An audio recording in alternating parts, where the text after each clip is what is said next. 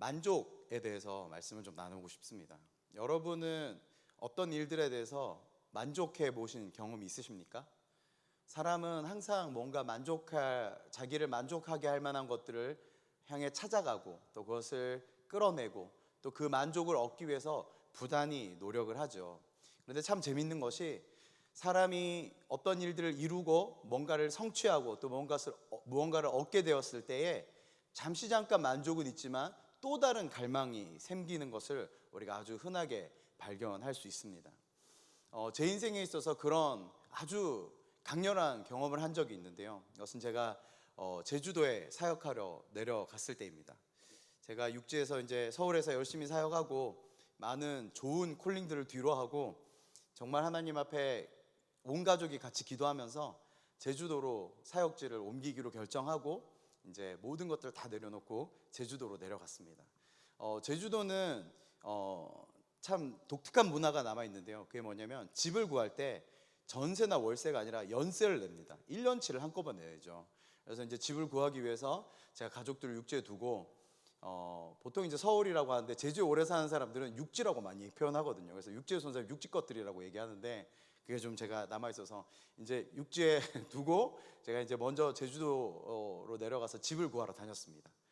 집을 구하러 다니다가 조천읍이란 곳이 있습니다. 공항에서 성산 쪽으로 반쯤 가다 보면 조천읍이란 곳이 있는데요. 이제 거기서 이제 집을 찾다가 아파트나 이런 게 잘 없어요. 그래서 주택을 찾다가 한 주택을 봤는데 너무 마음에 들었어요. 바닷가에 붙어 있고 또 이제 넓은 집이 굉장히 컸습니다. 큰 집에 이제 본체가 있고 그 마당을 공유하고 집주인이신 할머니가 작은 집을 하나 지어가지고 방 한 칸짜리 집을 지어가지고 새를 놔요. 제주도에 흔하게 있는 풍경입니다. 근데 그 할머니가 너무 좋아 보이는 거예요. 인상도 좋으시고 이렇게 말도 조곤조곤 예쁘게 잘해주시고 그래서 제가 이제 아이들 둘 있다고 하니까 아이들 둘 있으면 심심하지 않겠다고 너무 얘기가 잘 통했습니다. 그래서 좋은 가격에 이제 또 심지어 이렇게 원래 제시했던 가격 연세보다 조금 더 싸게 집을 너무 잘 구했어요. 너무 만족했고 주변에 저보다 먼저 제주도에 내려와 있던 사역자 형님들이 집 잘 구했다고 만족했습니다. 그러고 나서 이제 이사를 하고 나서 헬게이트가 열리기 시작했습니다. 어떤 헬게이트였냐면 이 할머니가 동네에서 그 조천읍에서 유명한 욕쟁이이자 파이터셨어요. 굉장히 많은 일들이 있었는데 몇 가지만 대략 말씀드리자면은 일단은 그 집에 이제 현관문이 있지 않겠습니까? 현관문으로 다니지 못하게 했어요. 이유는 뭐냐면 문이 상한다는 이유였습니다. 그래서 뒷문으로 다니라고. 그때부터 느낌 이상했는데 아이들이 뛰면은 나와서 욕을 하시고 제주도 말로 욕을 막 하시거든요. 이 제주도 말로 욕을 들어보시면 아시겠지만 뭔가 무슨 말인지는 모르겠는데 욕인 건 확실히 압니다. 이게 뭔가 영의 울림이 있는지 욕인 건 확실히 알거든요. 그래서 저희 집에 물 많이 쓴다고 문 벌컥 열고 들어오셔가지고 저희 아내한테 욕하시고 저희 아이들이 집안에서 뛰놀면 마루 꺼진다고 문 열고 들어와가지고 욕하시고 손님이 저희 집에서 식사하고 있는데 왜 허락도 없이 손님을 불렀냐고 와가지고 욕하시고 진짜 이제 결정적으로 제가 깨닫게 된 거는 이런 일이 있었어요. 이제 가스가 떨어져 제주도는 도시가스가 없거든요. 그 가스통 아시죠 여러분? LPG 가스. 그래서 가스가 떨어져가지고 가스를 불렀어요. 그래서 그 옛날 번지 주소를 몰라서 도로명 주소, 새 주소로 제가 이제 가스를 시켰는데 그 이제 배달하시는 분이 어딘지 잘 모르니까 집 앞에 좀 나와주고 계셔라. 그래서 제가 이제 나갔습니다. 근데 아저씨가 딱 와가지고 저희 집인 걸 확인하자마자 얼굴이 죄송합니다. 이런 표현하면 죄송한데 얼굴이 썩어버리는 거예요. 이유인즉슨 이 집인 줄 알았으면 자기가 안 왔다는 거예요. 그래서 왜인가 봤더니 여러분 그 LPG 가스 운반하실 때 어떻게 운반하는지 아시죠? 바닥에 내려놓고 둘둘둘 굴리죠. 이렇게 한쪽을 잡고. 왜냐면 들고 가면 힘드니까. 이 집주인 할머니가 그 가스통을 마당에 못 내려놓게 하는 거예요. 마당 깨진다고. 그래서 그 아저씨가 그 무거운 가스통을 들고 옥상으로 걸어 올라가셔가지고 할머니가 불꽃 같은 눈동자로 지켜보고 계시고 그 아저씨는 낑낑대면서 그 한여름에 그 무거운 가스통을 옥상까지 끌고 올라가서 설치를 마무리했었습니다. 너무 많은 일이 있었는데 진짜 큰 일은 이제 수도세가 너무 많이 나온 거야. 40몇만 원이 나온 거예요. 왜 이렇게 많이 나왔지 봤더니 수도관이 어디서 터진 거예요. 그래서 이제 구청에 전화를 했더니 집주인하고 합의해서 수리를 하고 영수증을 첨부하면 이전 달에 나왔던 그 금액대로 해주겠다라고 했는데 이 할머니가 안 와 모이는 거예요. 절대로 안 고쳐주고 니네가 세탁기 많이 써가지고 물 많이 써서 나왔다고. 그땐 정말 지옥 같았습니다. 싸워도 보고 큰 소리도 쳐보고 사정도 해보고 하는데 도저히 안 되는 거예요. 그래서 하는 수 없이 그 할머니 이제 아드님한테 전화를 해서 겨우겨우 일을 처리했습니다. 제 마음이 그때 너무너무 지옥 같았습니다. 왜냐하면 제 나름대로 모든 사역들을 다 내려놓고 제주까지 가가지고 열심히 주님의 부르심을 따라가겠노라고 했는데 그 첫 걸음부터 완전히 망가지는 거예요. 매일매일 싸우고 할머니하고 싸우니까 제 마음이 온전하겠습니까? 나이 지긋하신 분하고 큰 소리로 싸우는 거 다 하루 이틀이지 어떻게든 집으로 옮기고 싶어가지고 너무 안달이. 근데 제주도는 특이하게 이제 신구간이라고 해서 12월부터 1월 요때까지만 딱 이사하는 풍습이 있어요. 집이 안 나오는 거예요. 집을 아무리 구하려고 해도 집이 나오지 않는 겁니다. 그때부터 의지할 것은 오직 하나님밖에 없다. 정말 가난한 마음으로 주님 제발 이 집 말고 다른 집 하나만 주시면 제가 정말 주님께 온 마음과 온 힘과 대를 이어서 충성하겠다부터 시작해서 말도 안 되는 서원들을 하면서 하나님 앞에 정말로 매달렸어요. 정말 간절히 기도하고 이 집 해결 안 되면 나 그냥 다시 육지로 떠나야 되겠다는 마음이 들 정도로 하나님 앞에 간절히 기도했습니다. 그런데 기적적으로 5개월이 지난 다음에 LH에서 하는 조그만 빌라가 입주 공고가 뜬 거예요. 저희가 이제 응모를 했는데 된 거죠. 진짜 뒤도 안 돌아보고 감사한 마음으로 이사를 했습니다. 첫날 가자마자 제가 기억에 너무 신이 나서 모든 짐 정리를 하루 만에 다 끝냈던 기억이 납니다. 여러분 이사해 보신 분은 아시겠지만 이삿짐은 절대로 하루 만에 끝낼 수 없죠. 제 마음이 너무 신났어요. 아침부터 저녁 늦게까지 지치는 줄도 모르고 모든 짐을 단 한 번에 다 해결했습니다. 그리고 나서 주님 앞에 너무 감사했어요. 저희 아내랑도 감사하고 아이들도 감사하고 저희 아이들의 첫 그 얘기가 아직도 귓가에 맴돕니다. 뭐라고 했냐면 아빠 이제 할머니 안 봐도 되는 거야. 그래서 저희 가족이 너무 스트레스였거든요. 너무 감사했습니다. 근데 그게 한 일주일밖에 안 가더라고요. 일주일 지나니까 또 다른 어려움이 생기기 시작했습니다. 방음이 안 되는 거예요. 집이 너무 옛날에 지어진 집이라 방음이 안 되고 집이 너무 좁았어요. 넓은 집에 살다가 작은 집으로 들어가니까 너무너무 힘들었어요. 그래서 또 불평불만이 시작되는 거죠. 근데 또 감사하게도 주님이 조금 더 넓은 집으로 이사하게 해주셨습니다. 그리고 너무 감사했죠. 그 집엔 거실도 있었습니다. 소파도 놓을 수 있었습니다. 근데 문제는 저희 윗집에 가정폭력 하시는 분들이 살고 계신 거예요. 어떤 문제든지 연속해서 계속 일어나고 제 마음에는 도저히 만족함이 없는 거예요. 여기만 이사하면 다 해결될 줄 알고 주님 앞에 정말로 매달렸었는데 만족감이 없는 거예요. 이사했는데 이 조금만 넓은 집으로 가면 좋겠다라고 주님 앞에 기도했었는데 넓은 집으로 갔는데 또 다른 새로운 문제가 생기는 것이죠. 여러분 사람의 마음에는 만족함이란 것은 없는 것 같습니다. 여러분은 어떠신지 모르겠지만 적어도 제 경험상에는 만족함이란 없는 것 같습니다. 오늘 읽은 이 말씀에 여호와 하나님이 땅에 흙으로 사람을 주시고 생기를 코에 불어넣으시니 사람이 생명이 되었다라고 말씀하시죠. 여러분 저도 잘 모르고 공부하는 중입니다. 제가 신동원을 공부하는 중인데 히브리어 하나만 말씀드리자면 이 생명이란 단어는 히브리어로 네페시란 단어입니다. 따라해 보실까요? 네페시. 이 네페시는요 갈망하다, 욕구하다, 추구하다라는 뜻이 있습니다. 이 구약에 약 755번 정도 나오는 말씀이고요. 독일의 유명한 신학자 볼프는 이렇게 얘기했습니다. 네페시는 인간의 한 요소가 아닌 인간의 본성 자체이다라고 얘기했습니다. 이 말이 무슨 말이냐면 사람을 하나님께서 지으실 때에 생명이 되게 하셨는데 이 생명은 네페시, 다시 말해서 끊임없이 무언가를 갈급해하고 무언가를 갈망해하고 무언가를 욕구하고 무언가를 채우기 위해서 끊임없이 노력하는 존재로 만들어졌다라는 것이에요. 저와 여러분을 하나님께서 지으실 때 어떤 특성 하나를 딱 첨부해 놓으셨는데 그게 뭐냐면 욕구하고 갈망하고 추구하는 그런 존재가 바로 사람이라는 존재입니다. 무엇을 추구하고 무엇을 갈망하고 무엇을 욕구하는 존재로 지으셨겠습니까, 여러분? 답이 딱 나오죠. 누구입니까? 바로 하나님 한 분이시죠. 여러분 사람은 하나님을 갈급해하고 하나님을 갈망해하고 하나님을 끊임없이 욕구하는 존재로 지어졌다라고 주님께서 말씀하고 계세요. 여러분 이것을 좀 이해하기 위해서 하나님이 처음에 인간과 하나님과의 그 설정하신 관계에 대해서 저희가 그 디자인을 좀 이해해야 되거든요. 우리 말씀 한 가지 더 읽어보도록 하겠습니다. 창세기 2장 15절입니다. 앞에 띄워주시면 우리 함께 같이 읽어보도록 하겠습니다. 시작.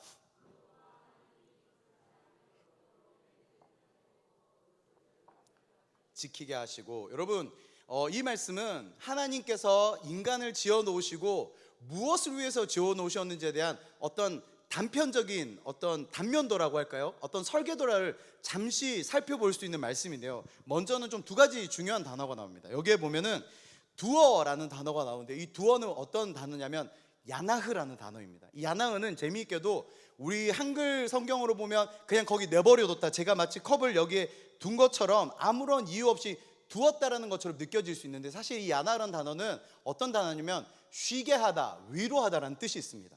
그러니까 하나님께서 에덴 동산을 지으시고 이 모든 하나님의 아름다운 피조물들 보시고 누구가 가장 하나님의 마음으로, 하나님의 성품으로, 하나님의 마음에 가장 합하게 돌보고 관리하고 여기에 거할 수 있을 것인가에 대한 결론이 누구였어요? 사람이라는 거예요. 사람을 지으셔서 그곳에서 뭐하게 하셨다는 거예요? 쉬게 하시고 위로하게 하셨다는 거예요. 그리고 여기에 또 하나 단어가 나오죠. 그것을 경작하며 라고 나오는데, 이 경작은 따라해 봅시다. 아바드. 이 아바드라는 단어의 뜻은 무엇이냐면 경배하다, 예배하다, 성전에서 봉사하다, 이런 뜻이 있습니다. 구약에 나오는 예배 혹은 경배라는 단어를 얘기할 때 이 거의 다 아바드라는 단어를 써요. 여러분, 아브라함이 아들 이삭을 제물로 바치기 위해서 먼 산으로 떠나죠. 종을 한 명 데리고 나귀에 이제 짐을 짊어지고 이삭과 함께 떠나고 산 앞에 이르러서 종에게 이렇게 얘기하죠. 너는 여기서 기다려라. 내가 이삭과 함께 가서 저 산에 가서 여호와를 경배하고 오겠다라고 얘기하죠. 그때 단어가 바로 이 아바드예요. 그러니까 다시 말해서 이 창세기 2장 15절을 다시 읽어보면 이렇게 할 수 있습니다. 여호와 하나님이 그 사람을 이끌어 에덴 동산에서 쉬게 하고 위로하시고, 그리고 사람은 하나님을 예배하는 이 관계 가운데 있었다라는 거예요. 여러분, 하나님이 사람을 지어놓으신 가장 큰 이유는 무엇이냐면 일꾼이 필요했던 게 아니죠. 하나님이 경비원이 필요하거나 하나님이 지어놓으신 이 모든 것들을 잘 관리해서 뭔가 기계처럼 명령을 잘 수행할 어떤 로봇이나 기계나 경비원이 필요했던 게 아니라 어떤 존재가 필요했어요? 하나님이 에덴 동산에서 하나님이 지어놓으신 그 모든 아름다운 것들을 함께 누리면서 사람이 그 안에서 하나님 안에서 안식하고 위로를 얻고 하나님 안에서 쉬고, 그리고 사람은 하나님을 향해서 예배하고 경배하는 이 관계 가운데로 우리를 부르셨다는 것입니다. 그래서 많은 목사님들이, 많은 지도자들이 하나님이 일꾼으로 우리를 부르신 것이 아니라 무엇으로 불렀다고 말씀하세요? 예배자로 먼저 부르셨다고 말씀하시는 것이죠. 여러분, 우리 옆 사람한테 이렇게 좀 고백해 주실까요? 마스크 끼고, 하나님이 당신을 일꾼이 아닌 예배자로 부르셨습니다. 여러분, 하나님이 사람을 지어놓으신 이유는 아주 단순합니다. 그것은 무엇이냐면 관계하기 위해서죠. 어떤 관계입니까? 하나님께서 인간의 모든 필요를 보시고, 여러분, 누군가를 위로해 보신 적 있으세요? 사람마다 위로받는 방법이 다 다르죠. 어떤 사람은 뭔가 에너지를 얻고 쉬고 위로를 받을 때 아무도 없는 곳에서 조용히 책을 보거나 아니면 뭔가 영화를 보거나 아니면 조용히 사색하거나 하면서 에너지를 얻는 경우가 있죠. 또 반대 사람은 어떻습니까? 좀 외향적인 사람은 사람이 많은 곳에 가서, 시끌벅적한 곳에 가서 사람들하고 뭔가 관계하면서 막 액티비티한 행동을 하면서 막 이런 것들. 또 어떤 사람은 먹을 거 하나만 주면, 맛있는 거 하나만 주면, 저 같은 사람입니다. 맛있는 거 하나만 주면 모든 번뇌와 아픔이 다 사라지는 사람이 있습니다. 근데 반대인 사람이 위로하려면, 저희 아내가 그렇거든요. 저희 아내는 어디 제일 싫어하는 거 두 가지. 어디 멀리 가서 기다려서 먹는 거, 세상에서 제일 싫어하는 겁니다. 근데 안타깝게도 제가 세상에서 제일 좋아하는 거는 멀리 가서 웨이팅하면서 먹는 거 굉장히 좋아해요. 유명한 맛집 찾아가는 거.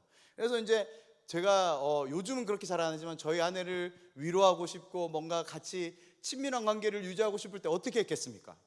저희 아내의 심정과 저희 아내의 취향 상관없이 멀리 데려가서 1시간씩 줄을 서면서 많은 걸 먹어봤겠죠. 그럼 꼭 반드시 일어나는 일이 뭐겠습니까? 싸움이 일어나죠. 왜 여기까지 와서 이걸 먹어야 되는가? 취향이 다르면 누군가를 위로하고 쉬게 하고 안식하게 할 때 그 사람의 취향과 그 사람의 필요를 모르면 절대로 위로하는 일들이 일어나지 않아요.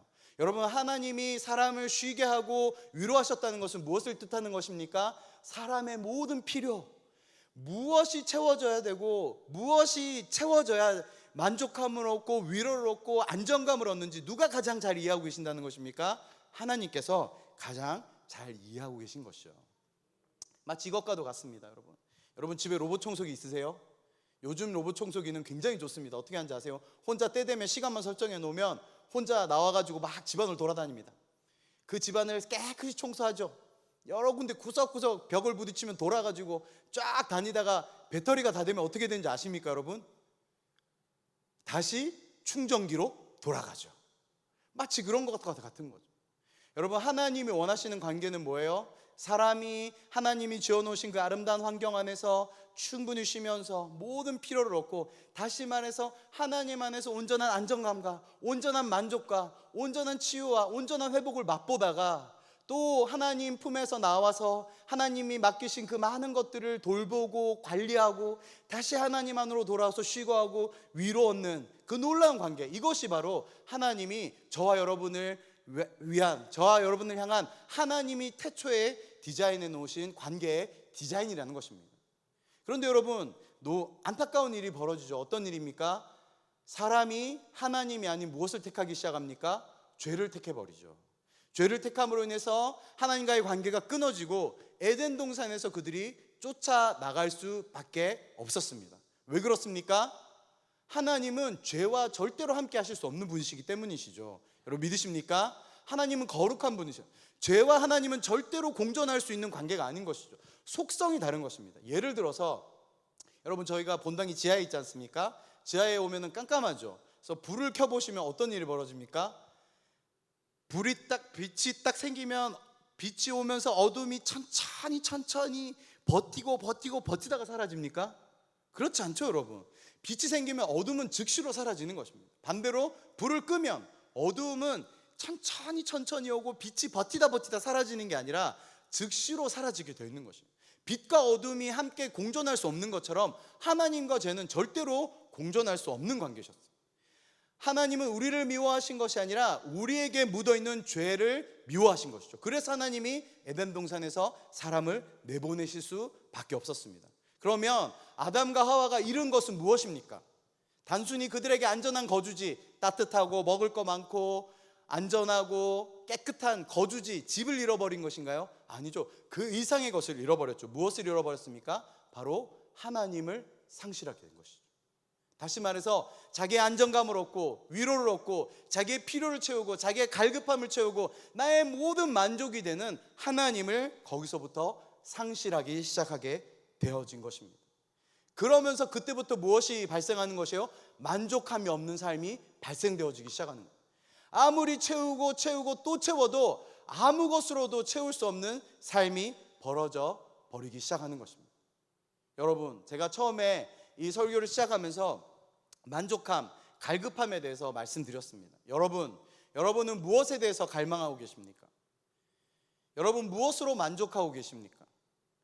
하나님이 우리를, 사람을 지으실 때 네페시라는 존재로 지으셨는데 그 네페시의 특징은 하나님을 갈급해서, 하나님을 갈망하고 하나님을 욕구해서 하나님으로부터 채워지고 하나님으로부터 만족되어지고 하나님으로만 채워질 존재가 되어졌는데, 사람이 하나님 아닌 죄를 택함으로 인해서 그때부터 하나님이 우리의 영 안에서 빠져버리기 시작한 거예요.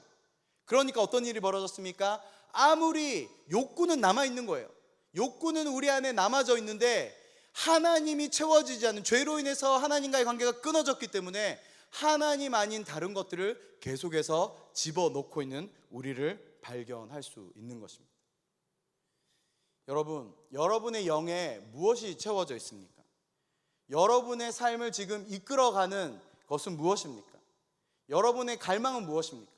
이거 하나만 채워지면, 이거 하나만 해결되면, 이 문제 하나만 해결이 되면, 이거 하나만 내가 만족하면 다 만족할 수 있을 텐데, 여러분 혹시 여러분의 생각과 마음에 모든 것들이 집중되어져 있는 것이 무엇입니까? 하나님이 우리의 삶을 이끌어 가실 때에, 우리의 삶을 디자인하시고 우리의 삶을 이끌어 가실 때에 우리는 오직 하나님으로만 만족할 수 있는 존재로 우리를 지으셨습니다. 그런데 그것이 죄로 인해서 관계가 깨어지니까 하나님 아닌 다른 것들로 계속해서 우리의 내면을 채우려고 하는 것들을 우리는 주변에서 흔하게 볼 수 있습니다. 어떤 사람에겐 그 채우려고 하는 욕구가 돈이 되어지는 사람이 있을 수 있죠. 어떤 사람에겐 관계가 되어질 수도 있습니다. 제가 몇 해 전에 몇 해 전에 인터넷에서 굉장히 놀라운 기사를 하나 봤는데요. 중국의 북경대학 학생입니다. 남학생이. 중국의 북경대학 학생이 자기 여자친구에게 명품백을 선물하려고 어떤 일을 했냐면 자기의 신장 하나를 불법으로 팔아가지고 그 돈으로 여자친구에게 명품 핸드백을 사주고 자기는 합병증으로 사망한 일이 있었습니다. 여러분, 북경대학 학생은요 아무나 들어가지 못하는 데입니다. 항상 세계 대학 순위를 쫙 조사를 하면 서울대보다 더 높은 순위에 있는 곳이 북경대학이에요. 중국 가보신 분은 아시겠지만 북경대학에 들어가려면 머리도 좋아야 되지만 신분 혹은 사상 이런 것도 어느 정도 검증이 돼야 들어갈 수 있는 곳이에요. 그런데 여러분 잘 생각해 보십시오. 그 북경대학 남학생이 자본주의 끝판왕 명품백을 여자친구에게 선물해가지고 여자친구가 그 기뻐하는 모습 하나 보기 위해서 자기의 신장, 자기가 죽든 말든 상관없이 그 신장 하나를 팔아가지고 명품백을 선물한 거예요. 우리 혹시 자매님들 중에서 어머 나도 그런 남자친구가 이렇게 생각하시면 안 됩니다. 여러분, 그런 거는 옳지 않은 일이죠. 여러분, 그 친구가 머리가 나빠서 그런 게 아니죠. 그 영 안에 지금 무엇이 자리 잡고 있는 것입니까? 그 영 안에 가장 중요한 게 뭐가 되어진 거예요? 관계인 것이죠. 여자친구를 만족해 하고 여자친구를 만족해 할 수만 있다면 자기의 신장 따위는 얼마든지 팔아도 되는, 그것이 문제가 되지 않는. 여러분, 우리가 주변에 흔하게 보는 많은 기사들 중에 돈 때문에 자기 목숨까지 버리는 일도 우리가 많이 보죠. 여러분, 그 사람들이 무식해서 그렇습니까? 자기의 생명이 소중한다는 것을 못 배워서 그랬습니까? 아니요, 그렇지 않다는 거예요. 그 사람의 목숨까지도 내어주는데도 아무런 어려움이 되지 않는 가장 큰 갈망이 뭐가 된 거예요? 돈이 되어버렸기 때문인 거죠. 여러분, 우리의 아픈 손가락 북한이 있지 않겠습니까? 북한의 3대 부자들을 생각해 보십시오. 수십만 명의 자기의 백성들이 굶어 죽고 강을 건너다 죽고 잡혀서 돌아오면 죽고 예수 믿는다고 죽이고, 그 죽음과 아픔이 너무나도 켜켜이 쌓여져 있는 그 땅 안에 여러분, 그 김일성, 김정일, 김정은 이 3대 부자가 무엇 때문에 그런 일들을 하겠습니까? 못 배워서 그랬을까요? 사람의 목숨이 중요하다는 것을 몰라서 그랬을까요? 아니죠. 그 마음에 가장 중요한 주인이 뭐가 자리 잡힌 거예요? 권력. 여러분, 여러분의 영에 무엇이 주인으로 자리 잡고 있습니까? 여러분의 영에 무엇이 여러분의 삶을 이끌어가는 그 방향성의 핸들을 잡고 있습니까? 오늘 우리가 그것을 함께 같이 살펴보고 싶습니다. 여러분, 사람은 육체가 에너지를 잃으면 금방 알아챌 수 있습니다. 배고프잖아요.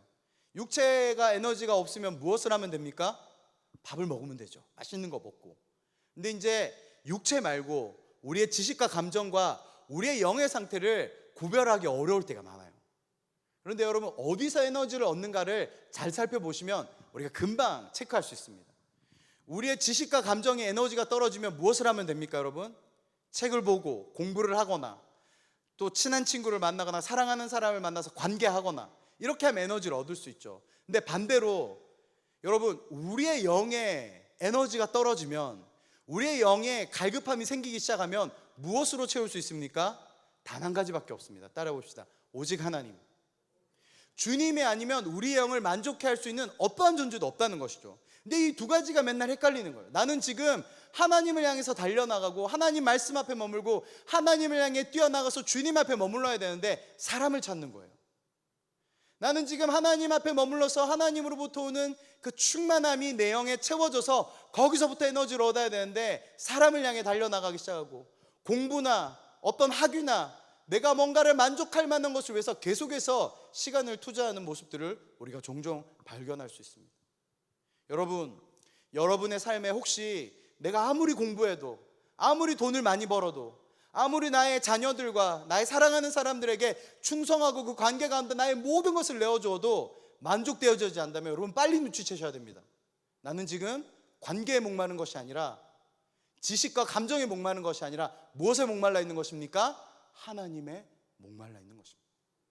여러분, 근데 굉장히 안타깝게 하나님의 임재로 충만해지고 하나님의 성령으로 충만해지면 그것이 이제 저희 이제 이런 저급한 표현이 나와서 죄송한데, 저희 할아버지가 6.25를 늘 얘기해 주시면서 저한테 늘 얘기해 주신 게, 어렸을 때 늘 얘기해 주신 게 아직도 기억이 남거든요. 뭐라고 얘기하셨냐면, 현서가 할아버지 어렸을 때는 먹을 게 너무 없었다. 6.25 세대였거든요. 6.25 때 소원이 뭐였는지 아냐? 경상도 소원이 뭔지 아나? 고깃국에 밥 이빨 말아먹고 똥구멍에 시멘트 발라가지고 다시는 그게 나오지 않도록 하는 게 소원이었다고 말씀하시는 거예요. 여러분, 사람이 한 번 먹으면 다 만족되어집니까? 만족은 그렇게 생겨나는 것이 아니죠. 육체의 것도 한 번 들어가면 배설되어지게 되어 있습니다. 세상의 어떤 지식과 어떤 감정도 채워지면 다 사라지게 되어져 있어요. 근데 안타깝게도 우리의 영 또한 마찬가지입니다. 우리의 영 안에 죄로 인해서 하나님과의 관계가 틀어지면서, 하나님과의 관계가 끊어지면서 우리가 어떤 존재가 되어졌냐면, 하나님이 한번 채워주시면 그걸로 만족되어지고 전혀 배부르지 않는 상태로 나아가지 않으면 너무 좋을 텐데, 인간의 특징은 그렇지 않죠. 네페시라고 말씀드렸습니다. 하나님의 성령이 한번 채워지고 주님의 말씀이 채워져서 내 안에 깊은 만족함을 얻을 수 있지만 그것이 영원하지 않다는 것이에요. 시간이 지나면 다시 갈급해지게 되어져 있습니다.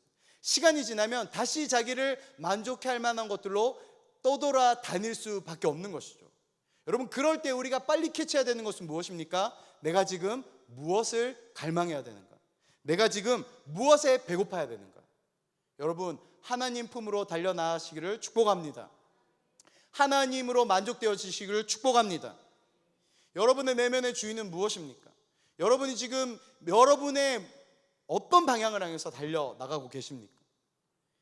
사람이 내가 지금 나의 삶의 주인이 무엇이 되었는지 분별할 수 있는 아주 쉬운 방법이 있는데요, 바로 이것입니다. 무엇이냐면, 나의 가장 많은 시간과 나의 가장 많은 재정을 어디에 투자하고 있는지 바라보시면 아주 쉽게 분별할 수 있습니다. 아무리 내가 하나님을 갈급해하고 하나님 내 삶의 전부이십니다라고 고백을 해도 여러분의 시간과 재정이 어디에 쓰여지고 있는지 여러분 한번 점검해 보십시오. 그것이 여러분의 삶의 주인인 경우가 있을 수 있습니다. 여러분, 다른 것을 향해, 만족할 수 없는 것을 향해 계속해서 달려나가고, 아무리 먹어도 배부르지 않는 것, 아무리 먹어도 목마름이 해결되어지지 않는 것을 향해서 달려나가고 있는 영혼들을 향해서 하나님이 이사야 55장에 이렇게 말씀하고 계십니다. 이사야 55장 1절 2절 말씀 함께 읽어보도록 하겠습니다. 함께 읽겠습니다. 죄송합니다. 제가 말씀을 잘못 보낸 것 같습니다. 이사야 55장 1절에서 2절 제가 말씀 읽어보도록 하겠습니다. 오라, 너희 목마른 자들아, 물로 나오라. 돈 없는 자도 오라. 너희는 와서 먹되 돈 없이 값 없이 와서 포도주와 젖을 사라. 너희가 어찌하여 양식이 아닌 것을 위하여 은을 달아주며 배부르게 하지 못할 것을 위하여 수고하느냐. 내게 듣고 들을지어다. 그리하면 너희가 좋은 것을 먹을 것이며 너희 자신들이 기름진 것으로 즐거움을 얻을 것이라. 할렐루야. 여러분, 주님의 탄식을 들으셔야 됩니다. 여러분, 어디를 향해서 달려나오고 계십니까?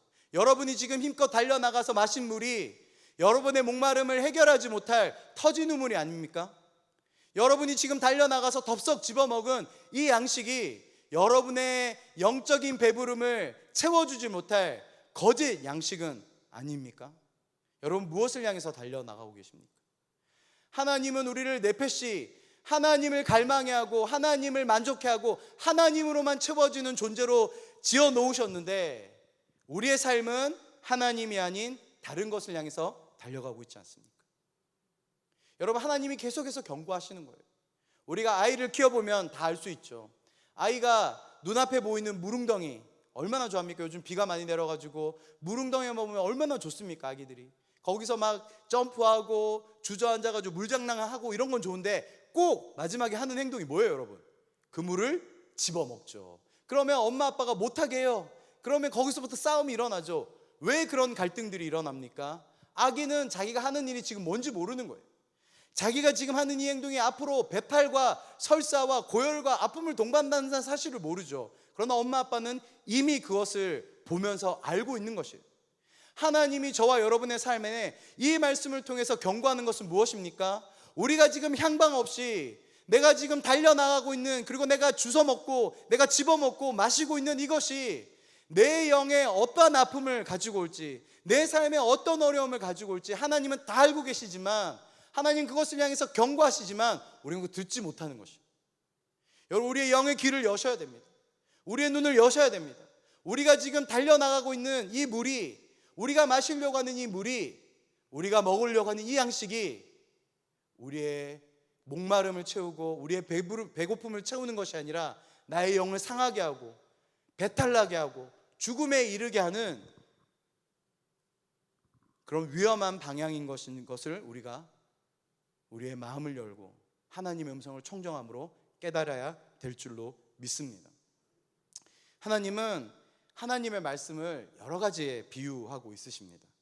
그 중에 하나가 바로 떡에 하나님의 말씀을 늘 비유하십니다. 하나님의 말씀이 생명의 떡이라고 비유하고 있는 것을 성경 곳곳에서 우리는 발견할 수 있습니다. 신명기 8장 3절입니다. 우리 함께 읽어보도록 하겠습니다. 시작. 너를 낮추시며 너를 줄이게 하시며 또 너도 알지 못하며 내 조상들도 알지 못하던 만나를 내게 먹이신 것은 사람이 떡으로만 사는 것이 아니요 여호와의 입에서 나오는 모든 말씀으로 사는 줄을 내가 알게 하려 하심이니라. 아멘. 여러분, 주님께서 우리에게 도전하시는 것입니다. 우리가 무엇으로 살아야 된다고 말씀하십니까? 하나님의 말씀인, 다시 말해서 하나님의 본체이신 그 생명의 떡을 먹어야 된다고 말씀하시고 계신 것이죠. 여러분, 여러분의 삶에, 여러분의 영에 만족하게 할 만한 유일한 것, 그것은 무엇이냐면 바로 생명의 떡 대신 하나님의 말씀이실 줄 믿습니다. 우리의 영이 죄를 향해서 오염된 물이 아니라, 오염된 먹을 것이 아니라, 도저히 아무리 먹어도 배부르지 못할 것, 그런 잘못된 양식이 아니라 우리의 영이 온전히 하나님의 말씀 가운데로 달려나가게 할 수 있는 유일한 것은 무엇입니까? 바로 주님이 주시는 이 생명의 떡을 취했을 때 우리의 영이 죄를 향해 달려나가지 않고 잘못된 터진 우물이 아니라 오직 하나님으로 만족해 되어질 그 생명의 떡 가운데로 우리를 인도하실 줄로 믿습니다. 여러분, 주님의 말씀은 우리의 영이 온전히 하나님과 교제할 수 있도록, 온전히 하나님을 향해 달려나갈 수 있도록 방향을 제시해 주시는 능력입니다. 주님의 말씀은 우리가 아무리 먹어도 배부르지 않던 잘못된 양식에서 돌아서서 주님의 말씀을 먹기 시작할 때 우리의 영이 조금만 먹어도, 한 조각만 먹어도 충만한 에너지를 얻을 수 있는 것처럼 하나님의 말씀은 우리를 유일하게 배부르게 하고 생명을 얻게 하며 우리로 하나님 앞에 온전히 설 수 있는 유일한 힘이 되게 하는 것입니다. 여러분, 우리가 주님의 말씀 앞으로 나아가십시오. 주님의 말씀을 붙드십시오. 하나님의 말씀만이 우리로 생명을 얻게 하는 능력이 될 줄로 믿습니다. 말씀을 정리하고 싶습니다. 신명기 말씀을 통해 하나님은 우리에게 한 가지 떡으로는 결코 살 수 없다라고 말씀하고 계십니다. 육신의 힘을 위해 떡을 먹어야 하지만 그것만으로는 안 된다라고 말씀하시는 것이죠. 네페시로 만들어진 우리는 육신의 떡뿐만 아니라 하나님의 말씀을 먹어야 한다고 분명하게 말씀하고 있습니다. 그 말씀으로 살아갈 때에만 우리의 삶이 죽음이 아닌, 생명 없는 것이 아닌 오직 하나님의 생명으로, 오직 하나님의 만족하는 삶으로 나아갈 수 있다라고 말씀하고 계십니다. 여러분, 기억하십시오.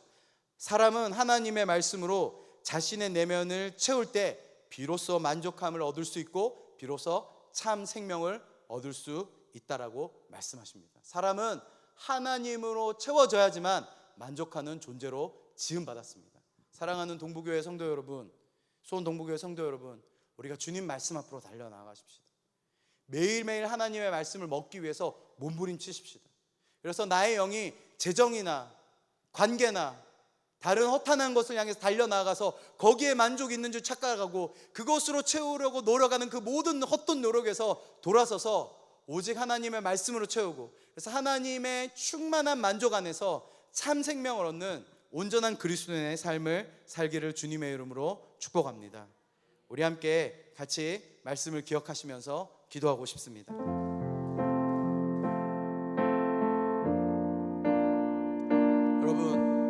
여러분의 삶에 헛된 것을 찾아 다니던 삶이 있지 않으십니까? 여러분, 짧게 우리가 함께 우리의 내면을 좀 주님 앞에 돌아보십시오. 나는 무엇을 향해 달려나가고 있는가? 내 입술로는 하나님 당신이 내 삶의 주인이십니다, 주님이 나의 만족이십니다, 주님이 나의 모든 것입니다 라고 고백하고 있지만 실상 우리의 삶은 돈을 향해 달려나가고 있지 않는지, 실상 나의 삶은 하나님을 만족해 하는 것이 아니라 나의 자녀나 나의 배우자나 내가 관계하고 있는 사람을 만족하기 위해서 달려나가고 있지 않는지. 나는 지금 하나님의 말씀을 보고 하나님의 말씀으로 채워져야 하는데 세상의 지식과 세상의 스펙과 그것이 나의 삶에 보장하는 걸로 그것이 나의 삶을 보장해 줄 줄 알고 그것으로 달려나가고 있지 않습니까?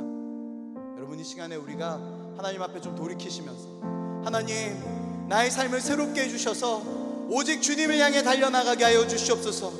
주님의 말씀을 향해 달려나가게 하여 주시옵소서. 오직 주님의 말씀만이 나의 삶의 전부가 되게 하여 주시옵소서. 여러분, 우리 함께 그렇게 기도하는 마음으로 함께 찬양하도록 하겠습니다. 하늘에 나는 새도 주 손길 돌보시네. 온 땅에 충만한 주 사랑으로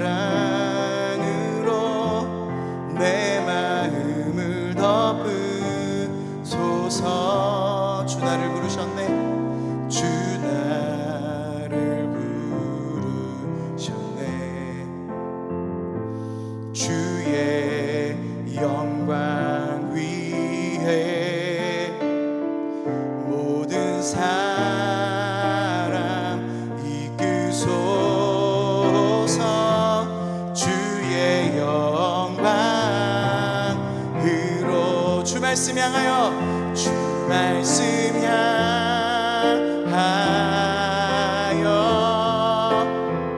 달려가리라. 힘도 아닌 능도 아닌 오직 성령으로 주 얼굴 향하여 주 얼굴 향하여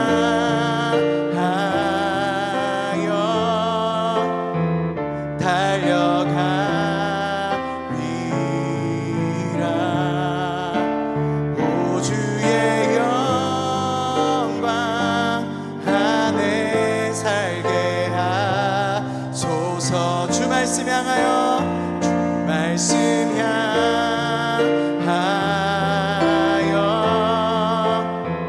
달려가리라. 힘도 아닌 능도 아닌 오직 성령으로 주 얼굴 향하여 주 얼굴 향하여 달려가리라.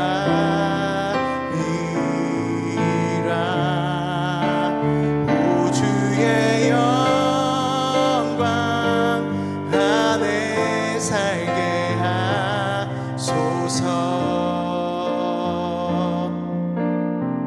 우리 함께 기도하겠습니다. 하나님, 우리가 함께 고백한 것처럼 주님 말씀 향하게 나아가게 하여 주십시오. 주님의 영광을 찾으며 주님 얼굴, 하나님의 말씀에 생명의 떡 대신 주님 말씀 찾게 하시고 하나님의 얼굴 된 생명의 떡 대신 하나님 얼굴 찾게 하시며 주님의 영광을 찾게 하여 주시옵소서. 주님만 의지하게 하여 주십시오. 주님만으로만 만족하게 하여 주십시오. 우리 함께 기도하시고 또 우리가 함께 오늘 이번 주가부터 또 지속될 청년의 수련을 위해서 함께 기도해 주십시오. 모든 청년들이 하나님의 말씀으로 회복되어지고 하나님으로만 만족한 인생 살게 하여 주시옵소서. 기도하시고 또 이 코로나 재확산과 또 여러분 우리 예비 임직자들 위해서도 함께 기도해 주십시오. 또 선교사님들을 기억해 주시고 이 우크라이나의 전쟁 또한 기억해 주시면서 우리에게 이 모든 주신 기도 제목들을 기억하시면서 함께 주님 앞에 기도하며 나가도록 하겠습니다. 함께 기도하겠습니다.